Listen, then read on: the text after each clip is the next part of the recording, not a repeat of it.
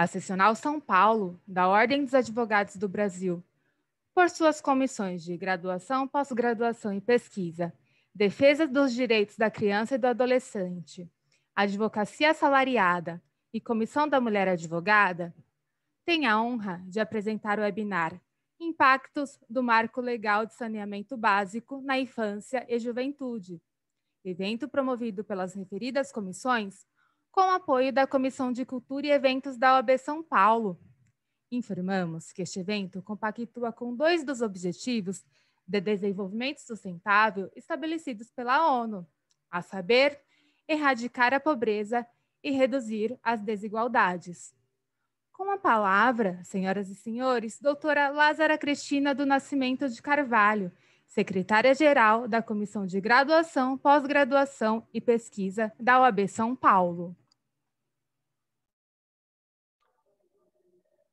Boa noite a todas as pessoas que nos acompanham e nos prestigiam nessa noite, nesse webinar que eu abro com muita alegria, que traz a importante reflexão acerca da importância do impacto do Marco Legal de Saneamento Básico para a Primeira Infância. Um evento que conta com a colaboração das comissões já referidas aqui. Em especial, eu quero fazer o meu agradecimento na pessoa da doutora Thais, que é vice-presidente da Comissão de Defesa dos Direitos da Criança e do Adolescente. Também agradecer a todas as demais comissões que nos auxiliaram e não posso, de maneira nenhuma, deixar de parabenizar a nossa querida doutora Ana Paula, que se debruçou sobre esse tema, que é especialista no tema e que coordena o grupo de trabalho relativo às questões ligadas à infância e à defesa dos direitos da infância e da adolescência na Comissão de Graduação, Pós-Graduação e Pesquisa. Eu cumprimento os nossos painelistas e agradeço a honra de tê-los conosco para essa importante partilha. E, novamente, quero frisar aqui que estas pessoas que iremos ouvir hoje são referência num trabalho voltado à defesa dos direitos da criança e do adolescente, além de serem grandes profissionais reconhecidamente, são também pessoas que demonstram uma das qualidades que eu considero mais apreciáveis em todos os seres humanos, que é a generosidade de pensar e de se doar por uma causa que é maior do que os interesses pessoais de qualquer um de nós. No artigo 227 da Constituição, está expresso que a criança e adolescente deve ser a prioridade absoluta. E em que pese nós tenhamos avançado consideravelmente com o estabelecimento do Estatuto da Criança e do Adolescente, ainda estamos no caminho, ainda é um projeto embrionário a construção de um consenso da criança como cidadã de plenos direitos. E o marco do saneamento básico para a primeira infância é mais um desses tijolinhos que constroem definitivamente a visão e o lugar da criança e do adolescente como cidadão de direitos, para que eles obtenham esses direitos de forma plena. Sem me alongar, eu agradeço a todos, peço que aproveitem muito de tudo que os nossos painelistas vão nos trazer hoje de conhecimento, tudo que nós seremos enriquecidos e acrescentados, e passo a palavra à doutora Ana Paula, a nossa coordenadora do GT e também a idealizadora desse evento. Doutora Ana Paula, a palavra é sua. Obrigada, doutora Lázara. Boa noite a todos, boa noite aos nossos palestrantes e a todos que estão nos assistindo hoje. Para a gente acelerar um pouco do evento por conta dos compromissos para o fim da noite, eu já vou apresentar os nossos palestrantes e lembrando que as perguntas podem ser feitas a qualquer momento, que a gente vai salvando aqui e encaminhando depois para os palestrantes. Primeiramente, eu também queria agradecer a doutora Thais Dantas por ter me ajudado a elaborar esse evento tão importante, já que a gente também precisa pensar em infância e adolescência em todos os âmbitos da nossa sociedade, e não somente infracional, adoção, família, mas também pensar que a estrutura da cidade também afeta a criança e adolescente. Bom, a doutora Thaís Dantas é advogada, vice-presidente da Comissão de Direitos Infantos Juvenis da Ordem dos Advogados do Brasil de São Paulo, é conselheira do Conselho Nacional de Direitos da Criança e do Adolescente, graduada pela Universidade de São Paulo, pós-graduada em Políticas Públicas para a Igualdade na América Latina pelo Conselho Latino-Americano de Ciências Sociais. Também temos o doutor Tiago Henrique dos Santos Oliveira, advogado, com atuação em direitos difusos e público no escritório Timor e Novaes Advogados, possui graduação em Direito pela Universidade Presbiteriana Mackenzie, antigo secretário executivo no Observatório Constitucional Latino-Americano, especialista em direitos difusos e coletivos pela Escola Superior do Ministério Público de São Paulo e membro da Comissão de Direitos Infantos Juvenis da Ordem dos Advogados de São Paulo. Coautor da obra Avanços e Desafios do Marco Legal da Primeira Infância e coautor e coordenador da cartilha Como Assegurar os Direitos da Criança e Adolescente durante a Pandemia. Também temos o Dr. Luiz Henrique de Castro Pereira, procurador federal, graduado pela Universidade de São Paulo, especialista em Direito Administrativo pela Universidade Presbiteriana Mackenzie, mestrado em Direito Político e Econômico pela Universidade Presbiteriana Mackenzie. Atualmente é procurador federal e responsável pela unidade de execução da FUNASA, de São Paulo, desde janeiro de 2019. Quero agradecer a todos que estão aqui hoje nos acompanhando. Eu vou já imediatamente, sem delongas, passar a palavra para a doutora Thaís Dantas. Doutora. Boa noite a todas e todos. Estão me ouvindo bem? Bom, é um prazer. É um prazer estar aqui com vocês nessa noite. Agradeço imensamente a presença de cada um e a possibilidade também de levar à frente esse debate com a doutora Ana Paula, com a doutora Lázaro, com o doutor Tiago e com o doutor Luiz Henrique. É realmente muito potente ver a discussão de temas que atravessam o Brasil, que são tão necessários e urgentes, como a questão do saneamento básico, acoplada à questão da infância e adolescência, porque em alguma medida é esse o exercício que a gente precisa fazer a todo tempo enquanto país. Isso não sou eu, enquanto militante da infância e adolescência, quem está dizendo somente, é o que a nossa Constituição traz de maneira muito expressa. Então, o meu papel aqui, para a gente começar esse debate, é, em alguma medida, trazer a prioridade absoluta dos direitos de crianças e adolescentes como chave de análise para a questão do saneamento básico, especialmente em relação ao novo marco legal. Dando um passo para trás, eu acho que é super importante trazer alguns dados em relação ao cenário do fornecimento do saneamento básico aqui no país, especialmente em relação ao direito ao saneamento básico e à água.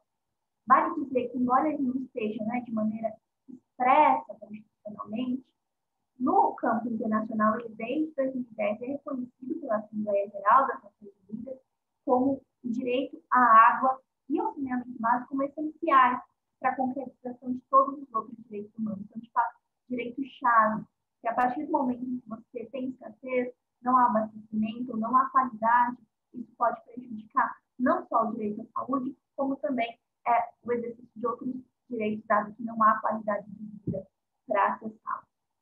A despeito disso, desse reconhecimento, que inclusive está presente na nossa lei de água, 35 milhões de brasileiros não têm acesso à água tratada e apenas 47,6% da população tem coleta de esgoto e 46% do esgoto somente gerado no nosso país é tratado. Então, a gente tem aí uma dupla preocupação. De um lado, de maneira mais evidente em relação às pessoas que são usuárias, beneficiárias desse serviço, e, portanto, não estão tendo acesso ou estão tendo um acesso sem qualidade, e também uma preocupação desde o ponto de vista ambiental. E é fundamental destacar aqui que há uma conexão entre esses dois pontos.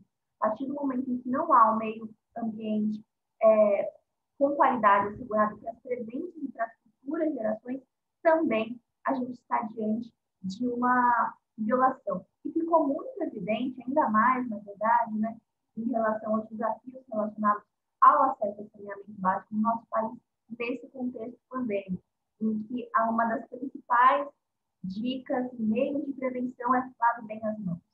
É necessário perguntar no nosso país quem efetivamente consegue lavar as mãos, algo que para muitos, para a gente que está numa deveria ser um direito. É visto como algo supernatural, mas infelizmente não é algo que é compartilhado por todas as cidadãs, por todos os cidadãos, e essa violação está presente desde o começo da vida. Em diversas cidades foram noticiadas situações em que não havia acesso à água pela máquina de pandemia. Eu separei aqui quando estava olhando um pouquinho antes de começar. São notícias desde grandes cidades, como, por exemplo, no Recife, aqui mesmo em São Paulo, é algo que não está tão distante. Mesmo em grandes cidades, a gente ainda tem um grande problema em relação à cobertura do fornecimento de água tratada e de saneamento básico. E quando a gente olha, especialmente, para a infância, pensando em que há, de fato, desafios estruturais em relação a garantias aos direitos da infância e adolescência, especialmente porque, assim como toda a nossa sociedade, essa parcela da vida, né, que vai até os 18 anos de idade, ela já é, assim, muito gravemente atravessada por desigualdades estruturais, especialmente relacionadas à raça, a gênero, a classe, a deficiência. Isso também se verifica no acesso a serviços básicos, como é o caso do saneamento.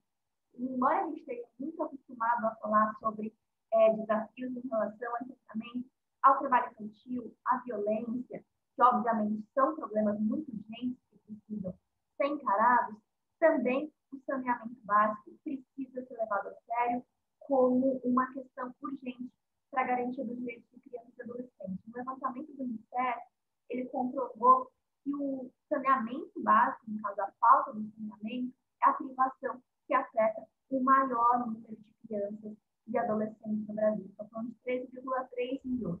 Isso é um número maior de crianças e adolescentes que não têm acesso à educação, são 8,8 milhões, que não têm acesso à água, são 7,6 milhões, que não têm acesso à informação, são 6,6 milhões, que não têm acesso à moradia, são 5,9 milhões, e que não têm acesso à proteção contra o trabalho infantil, são 2,5 milhões. O que eu quero dizer com isso?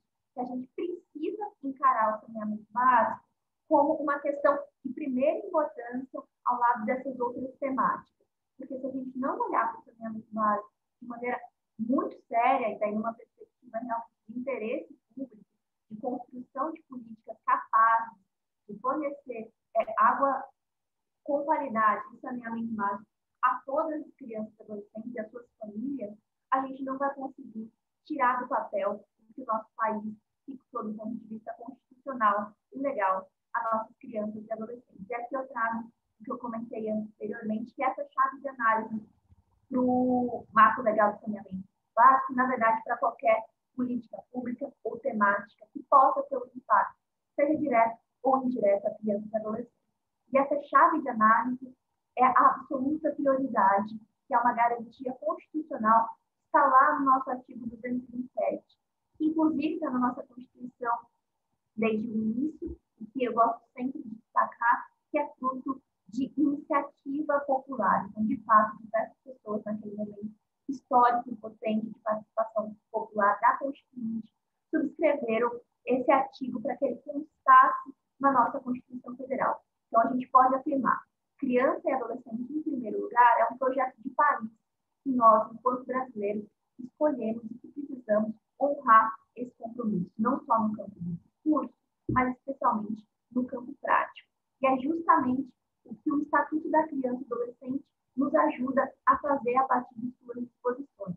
Então, com toda essa lógica que foi trazida pela Constituição lá no artigo 27, a gente tem estabelecido a proteção integral dos direitos de crianças e adolescentes, que significa ter um olhar holístico para esses sujeitos, não só numa situação em que eles já estão sofrendo uma violação, mas uma perspectiva preventiva, garantidora, como no caso do saneamento básico. É necessário garantir condições para o bem viver, e o saneamento básico é um requisito nesse sentido. É também por conta dessa norma constitucional da prioridade absoluta que a gente tem reconhecimento de crianças e adolescentes como sujeitos de direitos que devem ser escutados, devem ter vez e voz, que não são mero objeto de tutela estatal. É também por esse artigo que afirma que qualquer decisão, seja no campo público ou também no campo privado das famílias, deve ser tomada considerando o melhor interesse de crianças e adolescentes. e é também nesse artigo que se afirma que a responsabilidade compartilhada pela prioridade absoluta, justamente porque algo tão ambicioso, tão forte, é compartilhada. Então, o Estado, o poder público, no âmbito dos seus 3 poderes, judiciário, legislativo e executivo, bem como todas as famílias e a sociedade como um todo, tem uma parcela de responsabilidade para garantir esses direitos. Mas, afinal de contas, o que significa prioridade absoluta quando a gente está olhando para responsabilidades estatais, que é justamente o que a gente está trazendo aqui quando fala de um serviço público que é o saneamento básico. O artigo 4 do ECA vai trazer de maneira muito expressa quais são os pontos de atenção para a garantia de prioridade absoluta, que são especialmente, em primeiro lugar, em relação a políticas públicas, a serviços públicos e a orçamento público. O ECA traz de maneira expressa que é necessário garantir destinação privilegiada de recursos para a área de infância e adolescência. E é muito importante a gente considerar isso, especialmente em um contexto em que vive uma crise econômica somada a uma escolha política de levar à frente iniciativas de austeridade econômica, que levam à frente uma prática de cortar investimentos sociais em detrimento da manutenção de outras áreas de investimento público. E é fundamental ressaltar que esse tipo de lógica está em contrariedade à nossa Constituição, está em contrariedade à absoluta prioridade dos direitos de crianças e adolescentes. Especialmente falando sobre alguns pontos, né, para introduzir esse tema, depois meus colegas vão falar de maneira mais específica em relação ao marco do saneamento básico, é importante dizer que foi seguido por uma discussão durante e após a aprovação desse marco, inclusive alguns veem como uma discussão que foi muito curta e não levou à frente algumas necessidades que são de extrema importância para pensar numa política estrutural de saneamento básico, como foi veiculada nessa legislação, e há também questões que se questionam desde um ponto de vista material, então, especialmente em relação às previsões relacionadas à possibilidade de privatização desse serviço, porque, em alguma medida, o que se verifica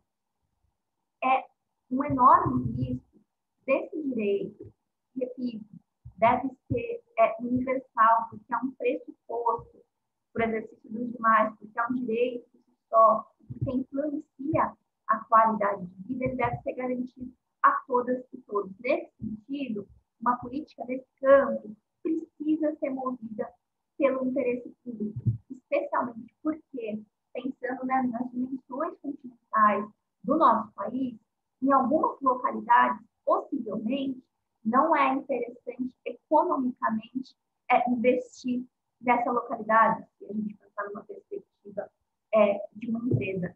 É óbvio que essa perspectiva da empresa precisa ser balizada por essa responsabilidade compartilhada que eu reafirmei da absoluta prioridade, então qualquer ente precisa considerar isso, mas a gente precisa também reconhecer o contexto econômico e político em que essas questões se inserem e que, obviamente, colocam desafios para esse tipo de investimento. E por isso é importante reafirmar a importância do saneamento básico na condição de um serviço público, que precisa, portanto, ser assegurado a todas e todos, e não ser mediado por uma análise de viabilidade e retorno econômico-financeiro na prestação desse serviço, que tende a ocorrer quando ele fica muito alinhado a interesses privados.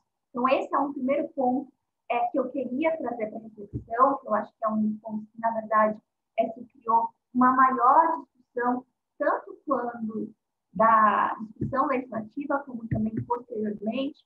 Vale destacar que hoje há ações judiciais questionando alguns pontos do marco do saneamento básico, sendo uma destaque a ação direta de inconstitucionalidade 6536, que foi proposta por diversos partidos políticos, levando à frente diversos questionamentos, mas um dos principais justamente essa questão de como garantir que o saneamento básico não fique paralisado por essas análises de interesse econômico-financeiro, porque reafirma, do ponto de vista constitucional, que foi escolhido para esse país, saneamento básico é um direito.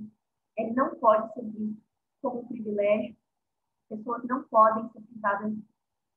Isso implica concretamente na redução da qualidade de vida e, em muitos casos, em morte.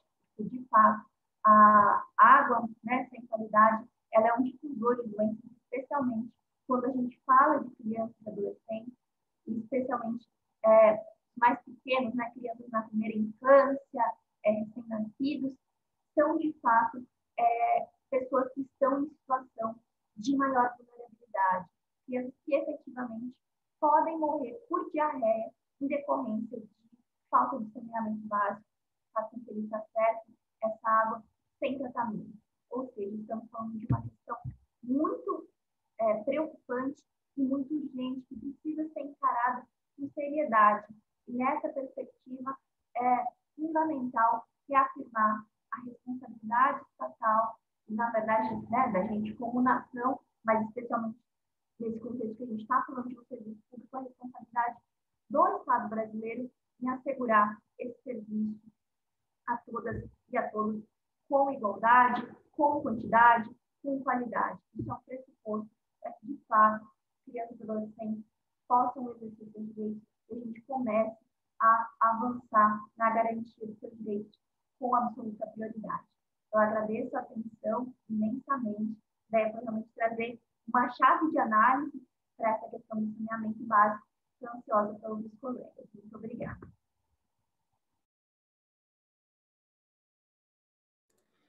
Obrigada, doutora Thais. Vamos deixar os comentários para o final e já passar a palavra para o doutor Luiz. Doutor, o senhor tem 15 minutos. Está me ouvindo? Bom, boa noite a todos, a todas que nos assistem. Eu gostaria, em primeiro lugar, de agradecer a doutora Amarilis Costa, a presidente da Comissão de Graduação, Pós-Graduação e Pesquisa do OAB, pela promoção do evento. Parabenizo também a doutora Ana Paula Freitas, a coordenadora temática de Estudos Infância e Juventude, da Comissão de Graduação, Pós-Graduação e Pesquisa do OAB São Paulo, a quem também agradeço a oportunidade de aqui estar. Cumprimento também a doutora Lázara Carvalho, na presidência da mesa, e os meus colegas aqui integrantes da mesa, o doutor Tiago Henrique dos Santos Oliveira e a doutora Thais Dantas. Bem, eu preparei uma apresentação aqui. Vamos ver se entra.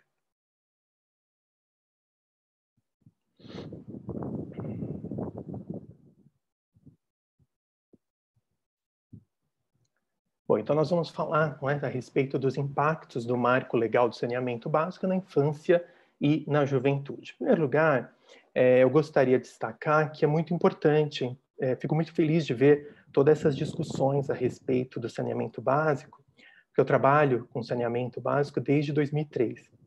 E eu nunca vi a sociedade, todos nós, discutirmos tanto a respeito deste tema a partir agora, né, da sanção da Lei 14.026, em 15 de julho. Então, assim, que essas discussões possam continuar e que realmente nós, a sociedade, possa, junto com todas essas discussões, contribuir para que realmente nós possamos atingir a universalização do saneamento, que nós sabemos que é um grande desafio. Inclusive, a doutora Thais já trouxe aí os números, nós também trouxemos, e lembrando que essa é uma discussão não apenas jurídica, mas que abrange várias outras áreas. Então, todos nós precisamos refletir a respeito desse tema.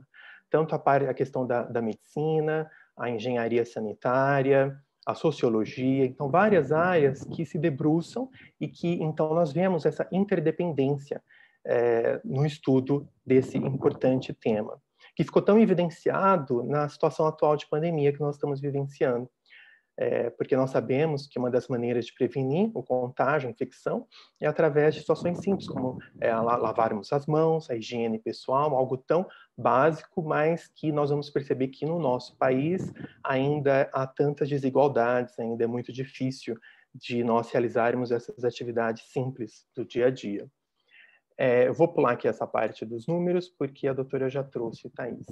E lembrando que, em relação às crianças e adolescentes, nós sabemos que elas são a população mais vulnerável, né?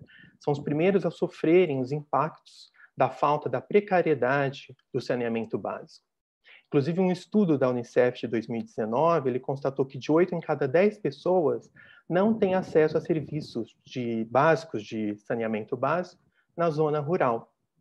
Não é? De 2000 a 2017, por exemplo, esse estudo ele mostra que houve uma queda de 1,3 bilhões de pessoas para 633 milhões de pessoas que ainda defecam em espaços abertos, mas esse número ainda é muito alto, não é? Sobretudo em países, a maioria na África, na América do Sul, nós temos a Bolívia, mais de 50% da população não tem acesso, não é, à higiene básica, como água e sabão para lavarem as mãos, que é tão importante para o combate aí da Covid-19. Doutor, desculpa, perdão te interromper. Não estamos vendo as imagens, está totalmente branco para a gente aqui na tela. Ah, tá branco? Ué, Tá branco. Estranho. Eu estou conseguindo ver aqui. Continua branco? Sim. Ué, mas...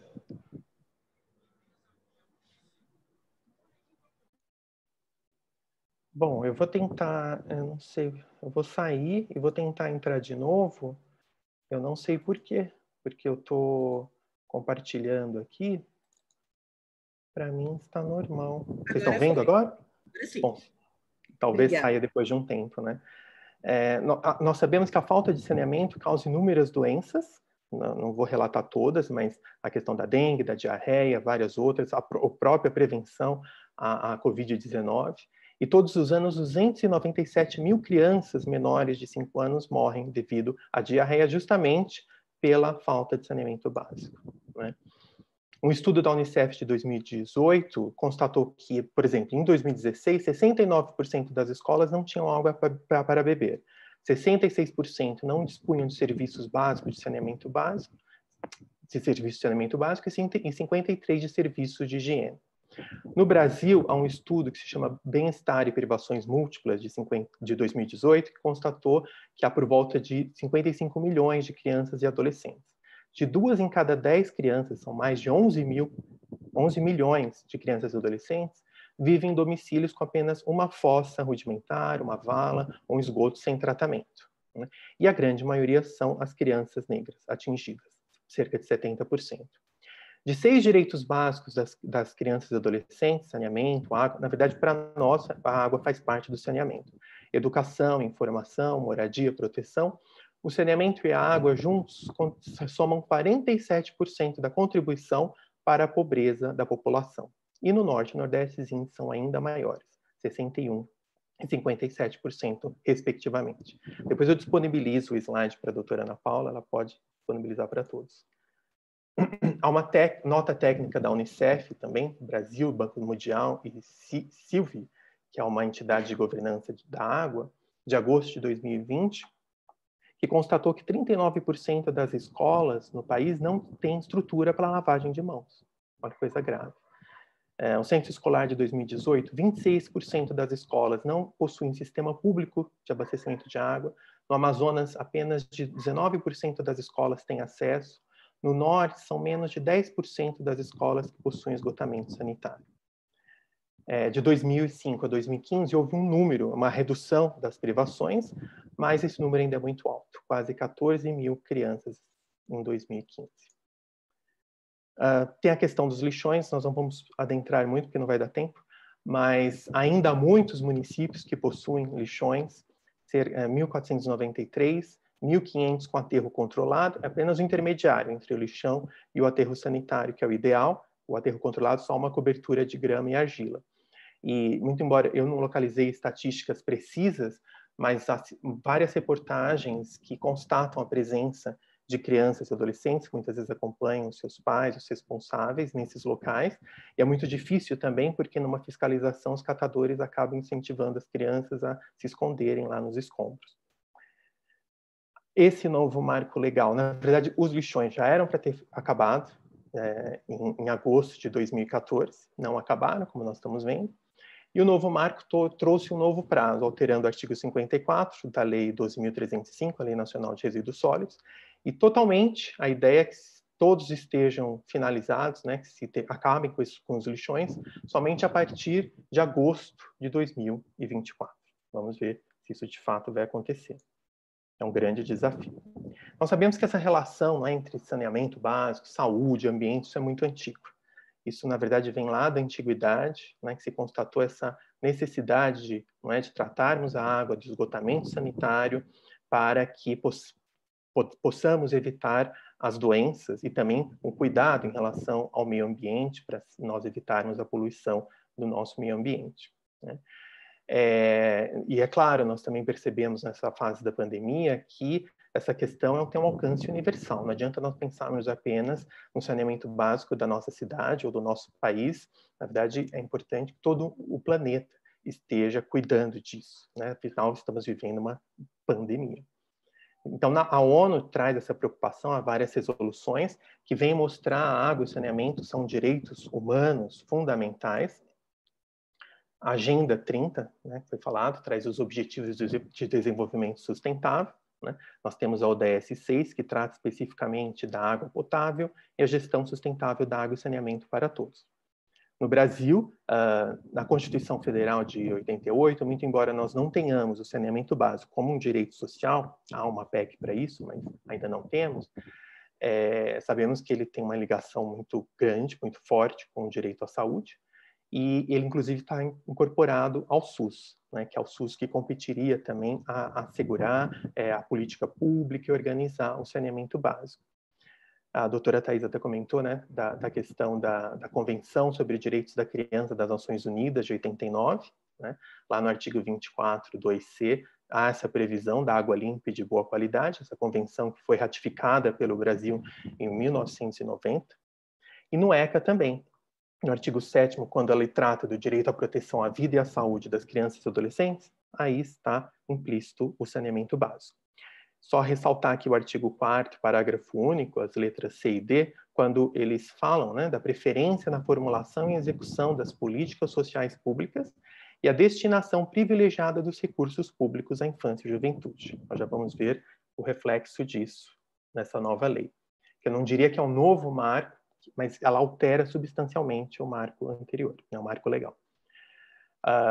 Então, quando nós falamos dessa questão do gasto, né, do investimento, na verdade, nós não podemos pensar em gasto, mas sim em investimento. Sabemos que para cada $1 investido, são economizados $4 em saúde para a população. O Plano SAB de 2014, ele previu cerca de 508 bilhões de reais para a universalização. Em 2019, há uma atualização, uma revisão do Plano SAB, que ainda está em fase de aprovação pelo Ministério do Desenvolvimento Regional. Ele atualizou esse valor para 597,9 bilhões, ou seja, é muito dinheiro, né? A previsão do Plano SAB anterior é de 60% viria de agentes federais e 40% de outros agentes. Mas diante também de toda essa questão da crise fiscal, que a doutora Thais comentou, já em 2019 se alterou essa porcentagem, 40 para 60. Talvez isso se altere ainda mais, né? Talvez ainda haja uma outra revisão com essa nova lei. Nós temos aqui as fontes de investimento, que nós não vamos falar, porque não vai dar tempo. Só mostrando eu achei interessante essa tabela, para mostrar como que desde 2016 os recursos federais vêm caindo, né? Drasticamente. Isso, na verdade, foi só o que foi previsto. O que foi efetivamente utilizado, empenhado, é muito menos, né? Para mostrar que está muito longe de nós alcançarmos essa universalização apenas contando com os recursos federais. Seriam necessários cerca de 25 bilhões de reais por ano. Então, nós temos ainda um valor muito baixo que a tendência é cair ainda mais. Bom, na verdade, aqui, essa lei, como nós falamos, que altera a Lei 11.445, que é um marco legal, Na verdade, ela já começou com alguns problemas, né? A primeira, nós falamos lá da prioridade que tem que ser dada à criança e adolescente. Nós não vemos, né, em nenhum artigo essa referência, né, a prioridade à criança e ao adolescente, infelizmente. Ela decorreu desse PL 4.162 de 2019 do governo e não houve qualquer discussão com a sociedade, sobretudo diante dessa fase que nós estamos da pandemia, que se justificou a sua necessidade pela situação, sendo que, na verdade, nem tudo vai ser implantado agora, nós vamos precisar de alguns anos, e claro que com isso houve consequências. A primeira é a judicialização. Como a doutora comentou, nós já temos duas ADIs, a 6492 e a 6536, questionando vários pontos dessa lei. A liminar foi negada pelo ministro Luiz Fux, mas ela ainda está em andamento, que acaba gerando uma insegurança jurídica. Bom, pelo menos o que se diz, né? O objetivo é agilizar a universalização, com uma implantação progressiva. Então, até 31 de dezembro de 2033, 99% da população é atendida com água potável e 90% com tratamento do esgoto. O prazo será prorrogado até 1º de janeiro, já prevendo que talvez não seja possível de 2040, se os estudos apontarem essa inviabilidade financeira e se houver também autorização prévia do regulador.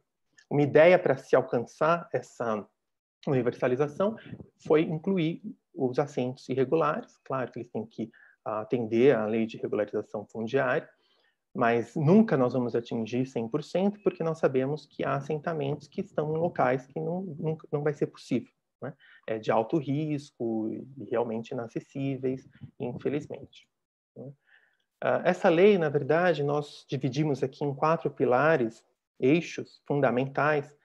A questão que ela traz, ela busca trazer a promoção da segurança jurídica, com a definição da titularidade, a elaboração dos planos de saneamento básico, as regras clausuladas no contrato, regulação e controle uniformes. A questão da regionalização da prestação de serviços, a seleção competitiva do prestador com a concessão, se proibindo o contrato de programa, e a proteção ambiental e preservação dos recursos hídricos. Meu tempo já está quase acabando, vou passar bem rápido aqui, até porque o Dr. Tiago também vai comentar um pouco mais. A questão da titularidade ele agora definiu, né, os municípios, Distrito Federal, no caso de interesse local, os estados em conjunto com o município, né, no interesse comum, no caso das regiões metropolitanas, aglomerações urbanas, microrregiões, consórcio público, convênio de cooperação. Os planos de saneamento básico, nós temos o Plano Nacional, já falamos do Plano SAB, os planos regionais, que é uma novidade, né, em relação à prestação regionalizada, que vão prevalecer sobre os planos municipais, e o plano municipal, né, que em uma população inferior a 20 mil habitantes, eles podem apresentar planos simplificados, e após 31 de dezembro de 2022, será condição para acesso a recursos federais. Lembrando que esse prazo também tem sido continuamente prorrogado. As regras clausuladas, na verdade, isso até interessante, é que agora tem que estar previsto nos contratos o atingimento das metas, dos objetivos, e mesmo nos contratos que estão em vigor, eles vão ter que incluir, né, a questão das metas. Em relação à regulação uniforme, também agora se previu, né, essa questão da ANA, né, trazendo essas diretrizes, o objetivo justamente de uniformizar e harmonizar as normas existentes, porque nós sabemos que há várias agências no setor, estaduais, municipais, então esse é o objetivo, que haja essa uniformidade da atuação das agências e será condição para a transferência dos recursos federais. A regionalização também, a ideia é que os municípios sejam agregados para que, o objetivo é que haja, né, um ganho de escala, e garantir a universalização e viabilidade técnica, econômico-financeira dos serviços, e justamente para que os municípios menos deficitários também possam se beneficiar. As formas aqui não vai dar tempo de nós falarmos. A questão da seleção competitiva, né, ou seja, agora é necessária a licitação para a concessão dos serviços, então a lei agora veda o contrato de programa e outros instrumentos de natureza precária. Sabemos da polêmica do artigo 16 do veto, que ainda está em discussão no Congresso, que esse artigo que permitia, né, que contratos de programa, ainda que irregulares, pudessem ser estendidos para 30 anos. Vamos ver o que vai acontecer. E a questão também da proteção do meio ambiente, preservação dos recursos hídricos, em que há, em várias passagens da lei, essa preocupação, né, de realmente se proteger o meio ambiente, de trazer medidas para a preservação dos recursos hídricos. Estou finalizando. Em relação à política federal, nós temos lá as diretrizes, objetivos e as condições de acesso. Só gostaria de destacar em relação às condições de acesso, novidade da lei, que agora há uma cobrança maior, não é, para que sejam repassados em relação, por exemplo, à eficiência e desempenho do serviço, que o regulador vai atestar isso, o atendimento das normas de referência da ANA, a manutenção dos empreendimentos anteriormente financiados, a questão da prestação regionalizada, ou seja, é facultativo, mas pero no útil, né? Porque se ele não aderir, ele também não vai receber o recurso. Né? A questão da alimentação do sistema de informações, a observância do índice de perda da água, isso é interessante, importante, que aliás é um dos argumentos que se fala para que não vai haver a tarifa, o aumento da tarifa, vamos aguardar, e a regularidade da operação sob todos os aspectos. Então, gostaria de agradecer a atenção de todos. Eu devolvo a palavra à doutora Ana Paula. Obrigada, doutor. Muitos dados, impressionantes, principalmente para quem não é da área. Foi muito bom para aprender. Já passando também a palavra para o doutor Tiago. Boa noite. Deixa eu colocar meu celular aqui para marcar os 15 minutos. Me sinto naquela hora da sustentação oral, doutor, pelo prazo regimental. Enfim, boa noite a todos. O doutor Luiz e a doutora Thais já adiantaram boa parte da minha apresentação. Não acho isso ruim, pelo contrário, tenho tantas outras coisas para mostrar. E uma coisa que me pega em relação ao marco atual é que ele tem uma ideologia e uma utopia dentro do seu texto. Então, deseja-se estabelecer as metas. Eu sou sempre a favor de metas, porque, no fim das contas, pelo menos vira uma expectativa, né? Você tem aquilo em mente, você busca aquilo, muito embora em 99% das vezes você acabe prorrogando. A história, por exemplo, sobre o saneamento na parte de manejo e dos resíduos sólidos, aí a gente está falando de lixo, ele foi uma discussão que surgiu há muito, muito tempo. Em 92 começou a ter discussão sobre a lei de resíduos sólidos, que como nós íamos gerenciar o nosso lixo e tudo mais. Essa lei foi aprovada em 2010, salvo engano. Eu tenho aqui nas minhas anotações, enfim. E a questão ali já existia uma previsão de vamos extinguir lixões, vamos eliminar e tudo mais, e não aconteceu. E agora, mesmo com esse novo patamar, vamos nos organizar para excluir, para eliminar esses lixões, e a gente continua seguindo aí sem. Antes de eu entrar, então, nos detalhes dessa organização, eu vou compartilhar também com vocês a minha tela.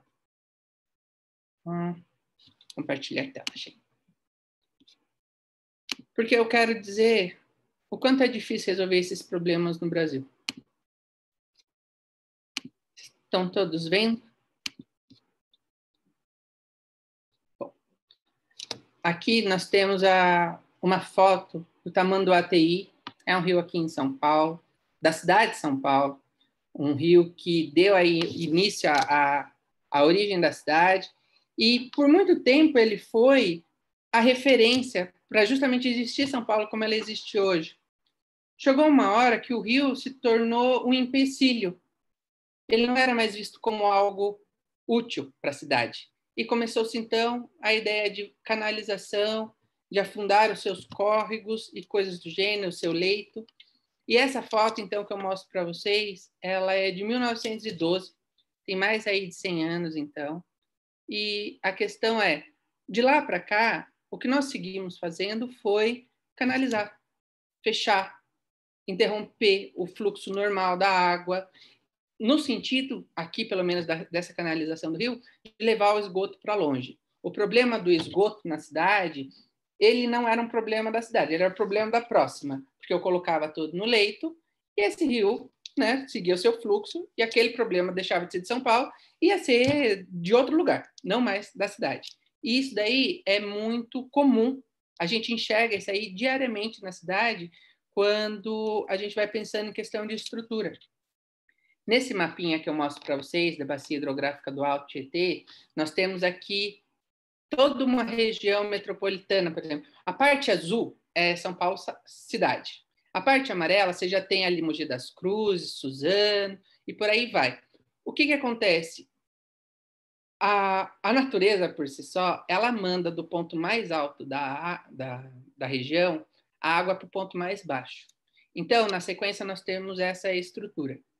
Lá em cima, então, nós temos, sei lá, a cidade de Atibaia, de Bragança, mandando suas águas para São Paulo.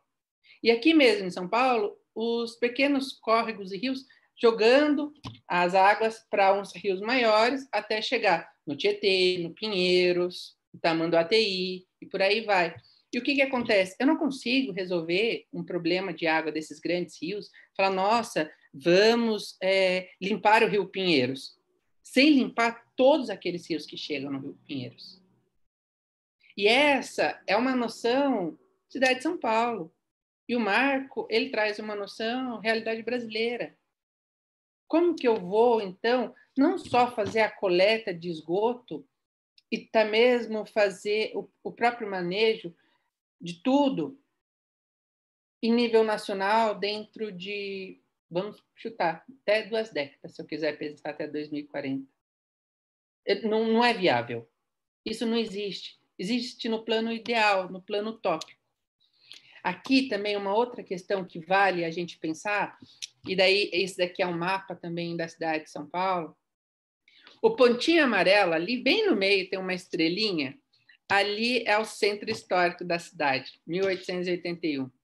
Depois você vai crescendo, crescendo, crescendo. A parte vermelha, vinho já, né, mais escuro, 1974. A cidade ela vai se expandindo.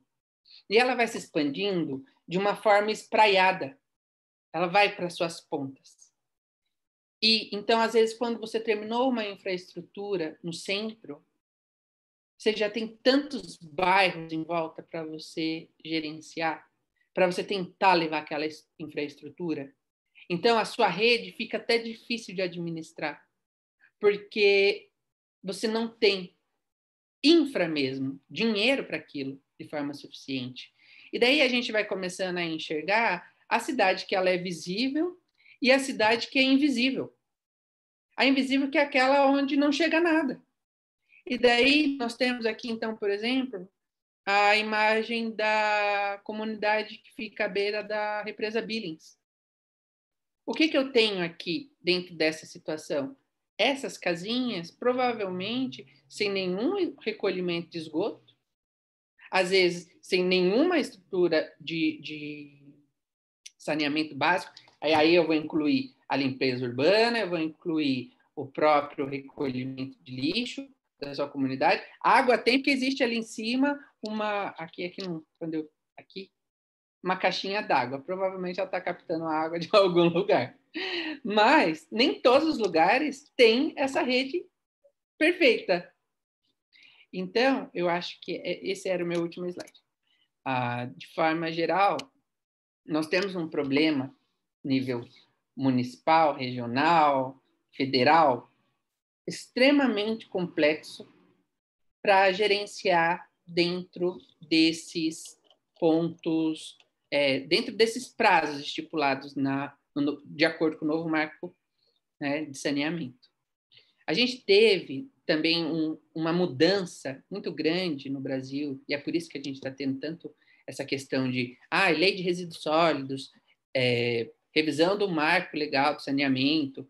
Muita coisa aconteceu depois da própria Constituição, porque nos artigos 182 e 183 da Constituição, nós tivemos um olhar diferente para a política urbana. Não existia tanta preocupação de uma cidade organizada do ponto de vista urbanístico. Isso começou a surgir depois de 88 para cá, porque até então tinha-se muito olhar para o Brasil rural, e isso foi uma quebra de paradigma. E daí casou 88, não só com esses artigos 182 e 183 da Constituição, como o próprio 5º, o 6º, né, que vão tratar de direitos fundamentais, direitos sociais, o 225, que vem tratar de meio ambiente, o 227, que vem tratar de criança e adolescente, e daí se tornou o Brasil um país em busca do direito à cidade. O direito à cidade aí pensando numa cidade sustentável, numa cidade ambientalmente correta, com acesso à infraestrutura, com acesso ao saneamento, com toda essa parte do mundo que a gente deseja, né? Vamos transformar o Brasil num país ideal. E é nessa busca que nós estamos correndo. Veio até depois, em 2001, o Estatuto das Cidades, para tentar dar um impulso.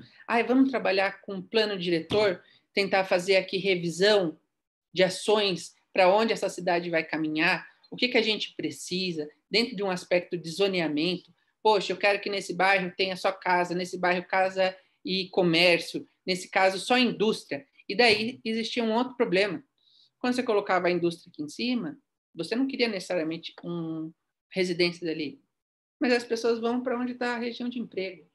Então, você tem um problema também, às vezes, de uma ocupação irregular, e você não resolve aquilo ali de uma forma tão simples. Você tem que, às vezes, fazer um projeto via REURB, você tem que tentar corrigir de outra forma aquela localidade, trazer ela para dentro da cidade visível, porque, no fim das contas, se ela continua na invisibilidade, aquelas crianças e todos os seus moradores continuam desassistidos de tudo. O poder público não chega e não tem muito o que fazer. Enfim, aí se eu fosse olhar hoje para água e esgoto, dentro desse contexto todo, a Thaís e o Dr. Luiz também trouxeram aí já os dados de quantas crianças, ou melhor, quantos municípios estão sem o abastecimento por rede geral de distribuição, ou então que não contavam com serviço de esgotamento sanitário por rede coletora.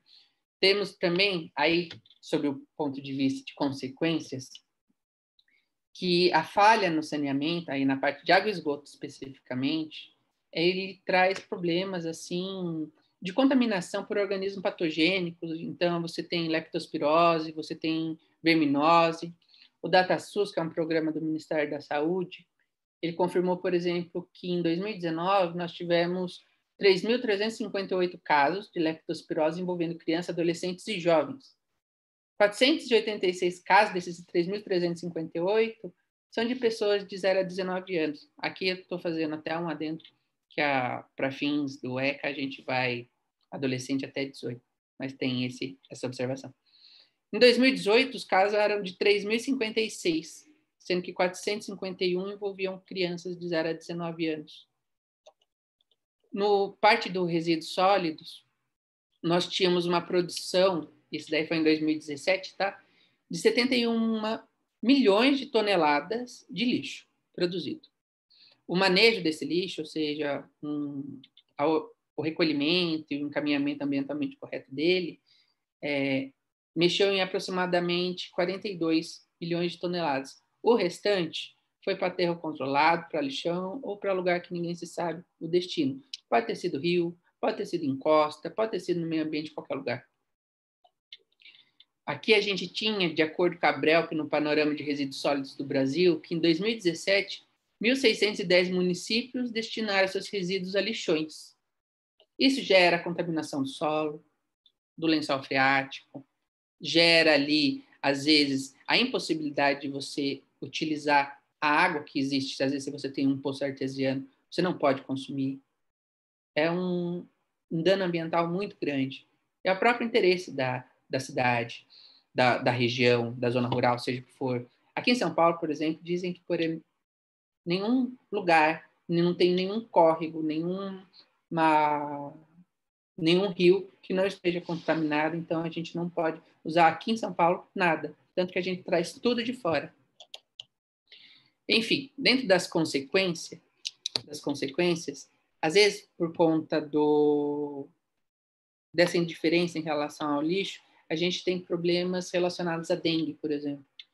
E nós tivemos em 2017, de acordo com o DataSUS também, 68 mil pessoas de 0 a 19 anos impactadas pela dengue.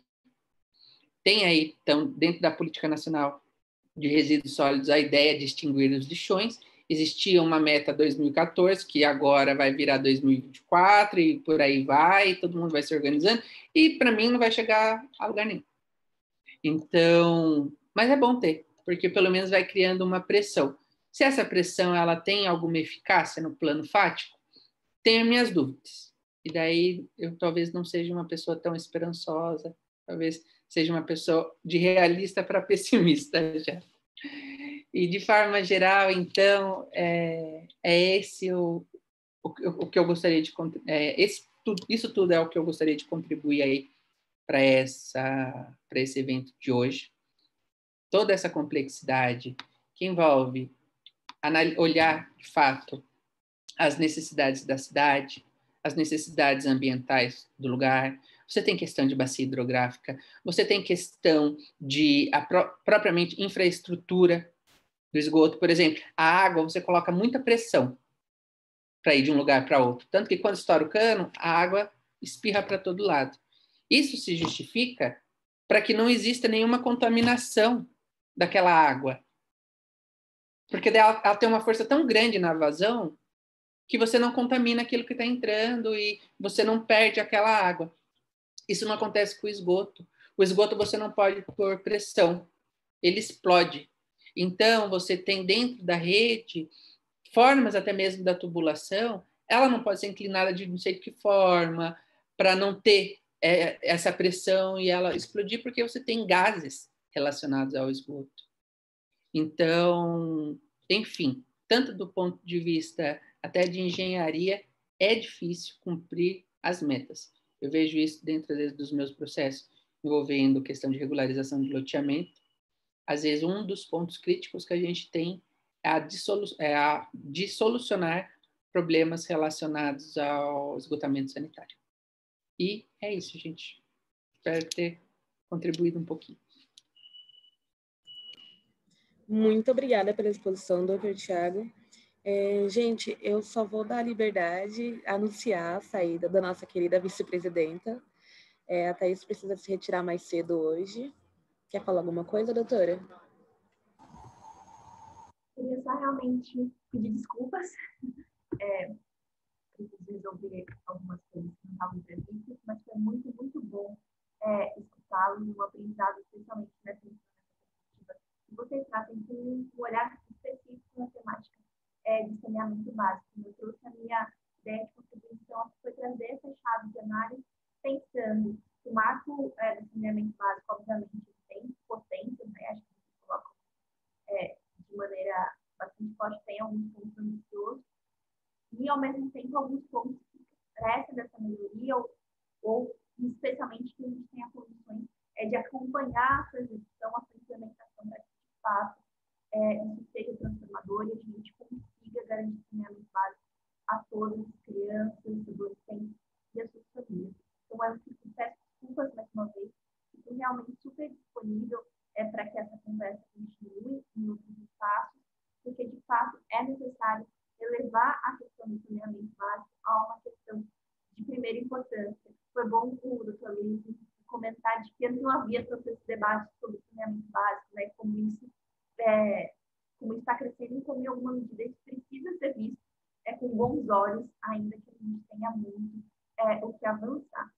Eu acredito realmente que esse debate é importante e é um avanço, mas, ao mesmo tempo, a gente não deve perder esse pé na realidade que o doutor Thiago coloca, para que, de fato, a gente se mova por essa visão de que é difícil o que a gente está buscando, mas é necessário, que a gente precisa cobrar de um lado os responsáveis, considerando que a gente está falando de temas de interesse público, direitos humanos, que impactam a vida de milhões de pessoas, e, ao mesmo tempo, também buscar caminhos para construir soluções.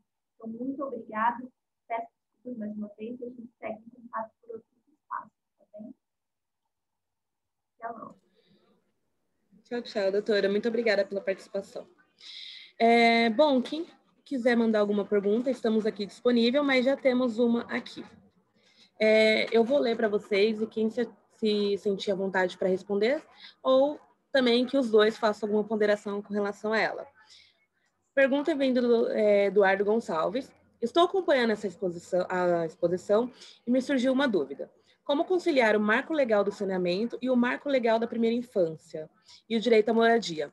Nas grandes cidades, temos uma enorme quantidade de moradias irregulares nas beiras dos córregos. Doutores? Posso falar primeiro? O Dr. Tiago depois complementa. Bem, muito interessante essa pergunta, mas realmente é complexa. Como nós falamos, é um desafio muito grande essa questão da universalização. E como nós comentamos, primeiro que a própria ideia da universalização, se vocês viram lá nos slides, nem o esgotamento sanitário, até 2040, nós vamos chegar a 90%, ou seja, não vai atingir os 100%, e olha lá, né? Como o Dr. Tiago falou, né, muito difícil que realmente esses números sejam atendidos, mas eu também acho importante que eles estejam ali na lei, para que haja essa pressão, pelo menos todos irão olhar e falar, olha, tinha que ter acontecido, isso tinha que ter sido realizado e não foi. E aí, o que nós vamos fazer? E eu acho que nesse momento que a sociedade já está despertando para esse tema, eu acredito que essas discussões vão continuar. É muito importante que todos nós estejamos envolvidos. E, infelizmente, nesses 10% aí dessa universalização, não é o que nós desejamos, mas em que não estejam, por exemplo, aquela população que vive na zona rural, que na verdade, inclusive, por exemplo, a FUNASA, a Fundação Nacional de Saúde, tem como objetivo atuar também em relação ao saneamento na zona rural, inclusive há um plano específico nesse sentido, recursos também específicos para que se consiga atingir a universalização na zona rural, porque, como nós falamos, o mundo inteiro precisa se cuidar, não adianta a gente pensar só na cidade, mas, infelizmente, também a periferia das grandes cidades ou essas regiões da beira de córregos acabam sendo também as mais atingidas. Eu, como até comentei na minha exposição, algumas regiões, os assentamentos irregulares, essa foi a preocupação da lei, né, de incluir também esses assentamentos para que se consiga atingir a universalização. Mas eles têm que estar em vias de regularização, né? Ou seja, é possível que eles sejam regularizados, é necessário que eles sejam.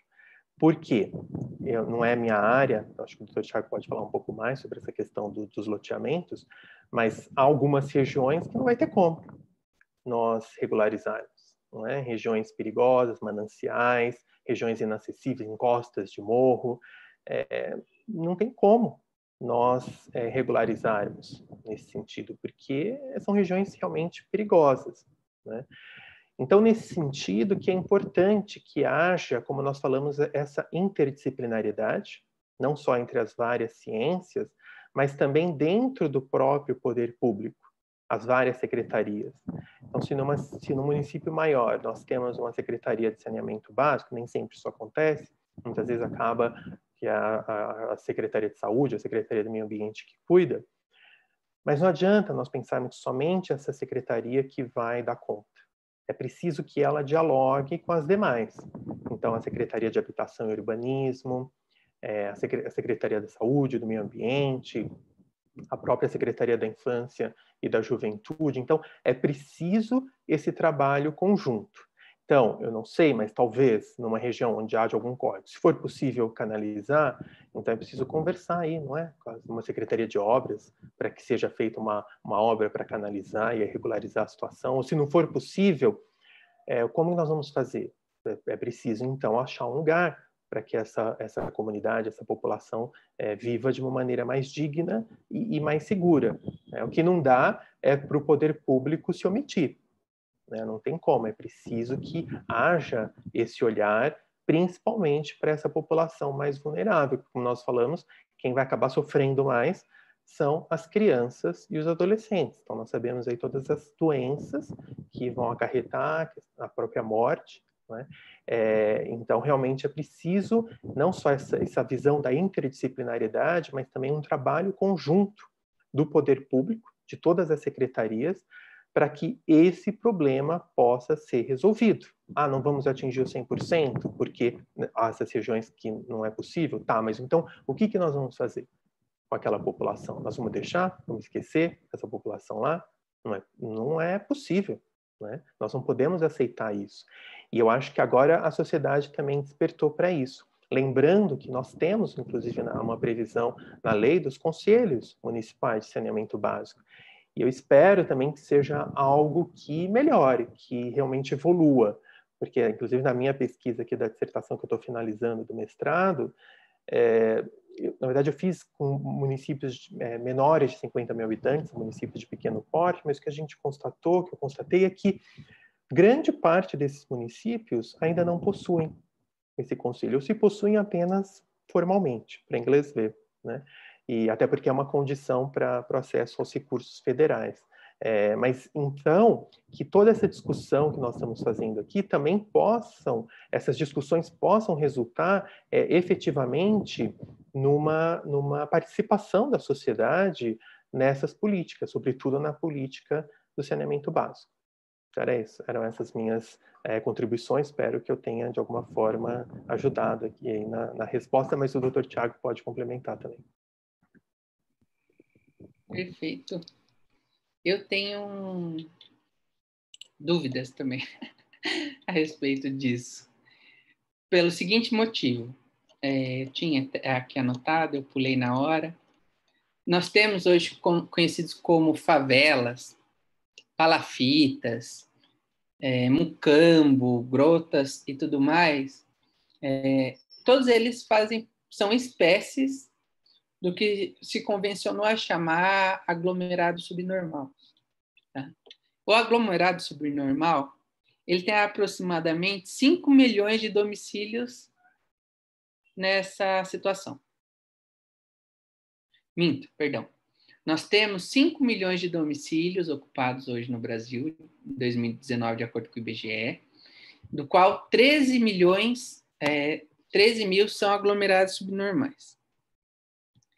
Desses 13 mil, se eu ficar pensando que existem 5 pessoas por residência, então, sei lá, 5 mil vezes 4 pessoas, nós temos aproximadamente aí 20 milhões, eu acho, de brasileiros que vivem em situação de aglomerado subnormal. Se a gente pensar que a nossa sociedade tem 220, a gente tem quase 10% aí de pessoas nessa situação, e cai naquilo que eu tinha feito de observação inicial, de que talvez o marco legal, embora ele faça a revisão lá das ocupações, até mesmo, eu tinha anotado direitinho aqui, do assentamento irregular, ele olha substancialmente para a cidade invisível. Ele continua não conseguindo atender às necessidades dessa parcela que está à margem da sociedade, dessa cidade invisível, que corresponde aos 10% que não quis prever logo de cara. Então, quando eu penso no marco legal da primeira infância, eu lembro que um dos artigos que nós tínhamos específicos lá era que as políticas voltadas para a infância, elas observariam as peculiaridades e a diversidade da infância brasileira. E a peculiaridade e a diversidade da infância brasileira diz também respeito exatamente ao lugar que essas pessoas moram. Quando a gente pensa em grandes comunidades, né, a gente não tem como, às vezes, retirá-la daquele lugar. Ela está num lugar não conforme, ela tem um uso ali irregular, a casa não está licenciada, a comunidade dela não estaria ali em condições normais de temperatura e pressão. Essa é uma verdade. Mas você não pode tirar. Como que você desloca, às vezes, um bairro inteiro? Isso acontece, às vezes, nesses casos de disputa fundiária? Acontece. Mas aquela propriedade não tinha eles até 1 mês, 2 meses, 1 ano atrás. Agora, nessas comunidades que já estão ali instaladas há muito, muito tempo, eu não consigo tirar. E daí, ou de duas umas, eu supero a questão, às vezes, ambiental e urbanística, para tentar levar aquela infraestrutura, ou eu simplesmente faço como o governo fiz até hoje, não olho e arrumo até a rua da frente, Daqui para lá, eu não reconheço a comunidade e não faço nada. Então, por mais que nós tenhamos no marco legal da primeira infância diversas diretrizes aí para proteger crianças de 0 a 6 anos, nós tenhamos hoje fundos de direito da criança e adolescente para questões orçamentárias, até mesmo você pode destinar imposto de renda, se você quiser, para o fundo. A gente não consegue, pelo menos eu não consigo imaginar uma solução para esses problemas. Tem lugar que você não oferece, porque você fala, é uma encosta. E daí a Defesa Civil também não vai tirar, porque para ela tirar aquela encosta toda, ela tem que tirar uma comunidade inteira, e não vai fazer aquilo. E daí fica nessa situação eu fecho meus olhos porque eu não consigo efetivamente resolver aquele problema. Não necessariamente eu posso virar e falar, olha, vou tirar todo mundo daqui e vou construir uma unidade da CDHU aqui. E daí eu passo todo mundo para lá. Sendo que as pessoas às vezes não sabem nem viver naquela forma num prédio, lidar com um condomínio. Não era aquela estrutura que ela desejava. E daí provavelmente ela vai voltar para a encosta. É muito comum às vezes você ter retiradas e as pessoas tentarem ocupar de novo. Então, eu não sei se de fato eu fugi da pergunta ou se eu respondi a pergunta de forma meio atravessada e eu peço desculpa qualquer coisa. É um tema extremamente complexo, né? A gente acha que é um tema super fácil, mas toda vez que a gente envolve infância em questões que não foram pensadas para a infância, fica um pouco mais complexo para a gente conseguir falar. Tem mais 2 perguntas aqui. Vamos lá. Na verdade, eu vou usar a minha prerrogativa de como mediadora e fazer a minha pergunta aos 2, tudo bem? Bom, a gente sabe, né, que tem bastante trabalho infantil em lixões. Então, eu gostaria de saber se como o marco legal do saneamento básico vai também ajudar para encerrar, acabar com o trabalho infantil nos lixões, se isso é possível.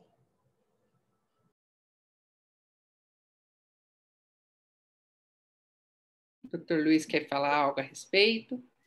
Quer que eu inicie? Tá. De modo geral, Ana, nem poderia existir o trabalho infantil nessa situação. Nós temos aí uma busca, de fato, para a eliminação de lixão, porque o lixão ele traz diversos danos à coletividade. E é uma situação também, do meu ponto de vista, de uma exposição da criança a um risco de vida até. E justamente pelo risco, por ser uma situação de risco de vida, né, e de negligência dos seus pais, o Conselho Tutelar precisaria ser mais ativo nesses lugares. As crianças fogem, as crianças se ocupam, mas elas chegam de alguma maneira ali. Falta fiscalização. Falta um avanço na fiscalização. Já não era uma situação que não deveria existir. A sociedade mesmo hoje olha com olhos contrários a essa situação. Nós temos aí diversos programas para tentar dar alguma condição de vida mínima para determinado público aí da população. Não precisaria nem existir uma situação dessa. Você tem benefícios quando você leva a criança à escola, você tem benefícios quando você mantém ela em condições dignas, sabe, de sobrevivência. Essa é a visão que a gente tem dentro da nossa Comissão de Direito de Criança e Adolescente.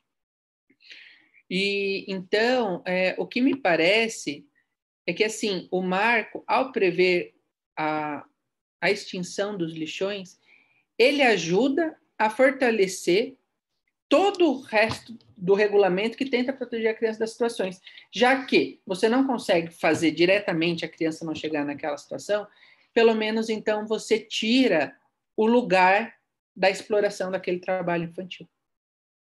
Então, não consigo ir por cima, mas eu pelo menos vou por baixo. Em algum momento, essas duas pontas vão se encontrar. Tá? Essa é a impressão que eu tenho aí, olhando dentro da nossa regulamentação vem tardia, a extinção dos lixões. Se você pensar que era para ter acabado em 2014, nós estamos em 2020, ainda estamos discutindo mais prazo de prorrogação, né? Já é algo a se pensar. E daí você vai perdendo gerações. A infância é curtíssima. Se a gente pensar de 0 a 12 anos, a discussão dos lixões, na parte, pelo menos, da lei de resíduos sólidos, até o Dr. Luiz, se quiser corrigir, pode, ela é de 90, 92, tipo, eu estou há 30 anos, pelo menos, discutindo ativamente a extinção dos lixões. Porque isso não acontece. Pode até acontecer, eu acho que, em certa medida, nunca a gente pode colocar a mão no fogo por nada, em aterro controlado ou então no aterro sanitário, direitinho, ou de outra forma, quando tem a destinação ambientalmente correta daqueles resíduos. Mas mesmo assim, sabe, eu acho que é uma situação complicada, e aqui eu também só vou fazer uma última adenda antes de fechar essa minha fala, que a gente passa muito pela situação de que teve uma ação julgada no ano passado, que discutia muito sobre a liberdade da criança e do adolescente circular por onde ele quisesse. Era uma tentativa de tentar devolver uma discussão do Código de Menores. Na época em que antecedeu o ECA, nós tínhamos aí o Código de Menores, e eles colocavam a situação de que a criança, em qualquer situação suspeita, poderia ser acolhida. Era uma forma de fazer o quê? Tirar aquelas pessoas, os pivetinhos, da rua, e você mandava todo mundo para abrigo. Pronto, eu não sou obrigada a ver mais, e daí o problema está resolvido. O ECA veio para falar, não, a criança e o adolescente têm liberdade de ir e vir, isso não existe mais. Pode estar numa situação difícil? Pode, mas isso não justifica você acolher. Então, da mesma forma que a gente passa essa situação com esses jovens, crianças, enfim, em lixão, a gente também passa, por exemplo, quando a gente está indo numa farmácia e tem aquele monte de criancinha pedindo as coisas ali, que você sabe que foi colocada para pedir ali. E você não pode acolher. Então, não existe essa ponta mais. Do tipo, chegar lá, falar, peguei você numa situação onde eu entendo que é uma condição insalubre, estou te levando. Fica mais difícil isso.